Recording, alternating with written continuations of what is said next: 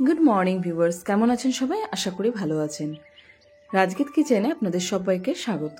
তো আজকে বানিয়ে নিচ্ছি সয়াবিন রাইস বা সয়াবিন ফ্রাইড রাইস যেটা বলেন, সমস্ত ভেজিটেবল দিয়ে যেটা বানানো হয়। তো চলুন দেখে নিই কী কী করতে হবে। তো প্রথমে আমি নিয়ে নিয়েছি দেরাদুন রাইস। আমি নিয়ে নিয়েছি প্রায় 500 মতো চাল। সেটাকে নিয়ে আমি কিছুটা বাটির মধ্যে ঢেলে রেখে দিয়েছি। এদিকে ভেজিটেবলগুলোকে কেটে নিয়েছি। এর মধ্যে আছে ক্যাপসিকাম, বিনস, গাজর আর আলু। আর চালটাকে এদিকে আধ ঘন্টা মতো জলে ভিজিয়ে রেখে দিয়েছি। আর এদিকে পরিমাণ মতো সয়াবিন নিয়ে সেটাকেও জলে ভিজতে দিয়ে দিয়েছি। তো কড়াইয়ের মধ্যে এবার চলুন সবগুলোকে এক এক করে ভেজে নিই। তো আলুগুলোকে লাল লাল করে ভেজে নেব। এটাকে কিন্তু আপনাকে প্রায় 90% মতো ভেজে নিতে হবে। আর এর ওপর থেকে যখন ভাজা হয়ে যাবে, ওপর থেকে যেহেতু এই জিনিসগুলো নরম, তো ক্যাপসিকাম, বিনস, গাজর আর বিনস এ কটাকে দিয়ে বেশ ভালো করে নাড়াচাড়া করে নিতে হবে। এবার কড়াইয়ের মধ্যে আর একটু তেল দিয়ে তার মধ্যে স্লাইস করে নেওয়া পেঁয়াজগুলোকে দিয়ে ভাজতে দিতে হবে। আর একটা মশলার পেস্ট বানিয়ে নিয়ে চলুন। এখানে রসুন, আদা কুচি, আর দিয়ে দেবো হচ্ছে টমেটো একটা, একটু লঙ্কা, আর শেষে আমি পরে মিশিয়ে নেব হচ্ছে আদা ধনে জিরের গুঁড়ো। তো কড়াইয়ের মধ্যে আমি তেলের মধ্যে সয়াবিনের মধ্যে যে জলটা ছিল সেটাকে ভালো করে নিকড়ে নিয়ে তেলে ভেজে নিয়েছি। আর দেখুন রাইসটা কিন্তু আপনি কুক হওয়ার বেশ কিছুক্ষণ আগে নামিয়ে নেবেন, কারণ কি যখন আপনি রাইসটাকে আবার তৈরি করবেন সয়াবিনের সাথে তখন কিন্তু এটা ভেঙে যাওয়ার সম্ভাবনা থাকে। তাই জন্য রাইসটা 70% মতো হলে বন্ধ করে দেবেন। তো এদিকে সমস্ত কিছু মশলা বেটে রেখে দিয়েছি। বেরেস্তাও বানানো হয়ে গেছে, ভাজাও হয়ে গেছে। আর এদিকে দই নিয়ে নিয়েছি। কড়াইয়ের মধ্যে তেল দিয়ে আমি সমস্ত পেস্টগুলো দিয়ে দিলাম, যার মধ্যে আছে আদা, জিরে, হলুদ, শুকনো লঙ্কার গুঁড়ো, আর একটা লঙ্কা আর টমেটো।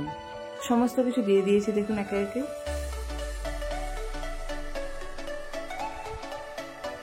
সেগুলোকে দিয়ে হালকা হাতে নাড়াচাড়া করে নেব, কারণ কি এটা লেগে যাওয়ার সম্ভাবনা থাকে অনেক সময়। আর একবারে লেগে গেলে কিন্তু আপনি তরকারি যতই ভালো করার চেষ্টা করুন হবে না।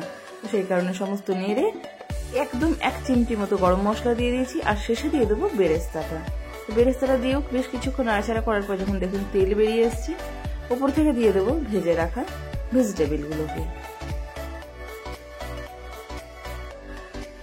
সমস্ত ভেজিটেবল দেওয়ার পরে উপর থেকে স্বাদ মতো নুন দিয়ে দিয়েছি। এবার এটাকেও বেশ কিছুক্ষণ চালিয়ে নিতে হবে যাতে সমস্ত মশলার মধ্যে নুনগুলো ঢুকে যায়।